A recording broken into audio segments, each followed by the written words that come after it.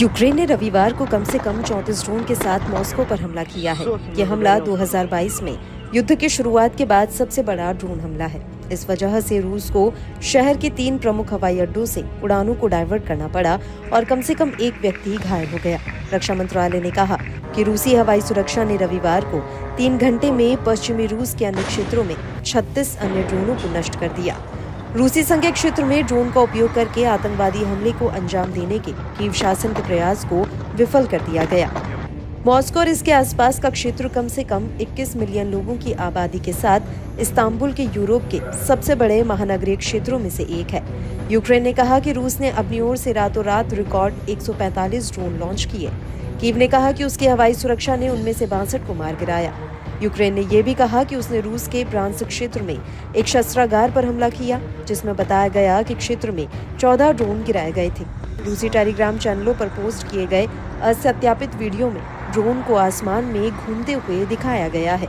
Ukraine में 2.5 साल से जारी युद्ध में मॉस्को की सेना युद्ध के शुरुआती दिनों के बाद से सबसे तेज गति से आगे बढ़ रही है। वहीं मॉस्को के क्षेत्रीय गवर्नर ने इसे बड़ा हमला करार देते हुए ये बताया कि मॉस्को से 15 मील दक्षिण पूर्व स्थित स्टानोवोय गांव में 2 मकानों में ड्रोन गिरने के बाद आग लग गई। उन्होंने कहा कि एक 52 वर्षीय महिला इस हमले में बुरी तरह जख्मी हुई है।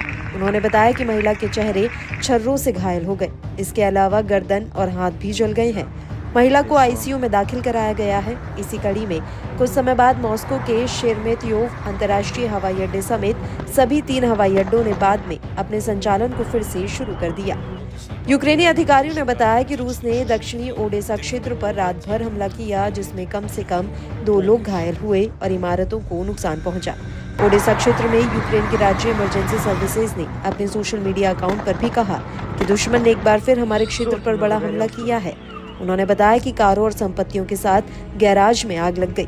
आवासीय इमारतें और दुकानें भी जलकर राख हो गई।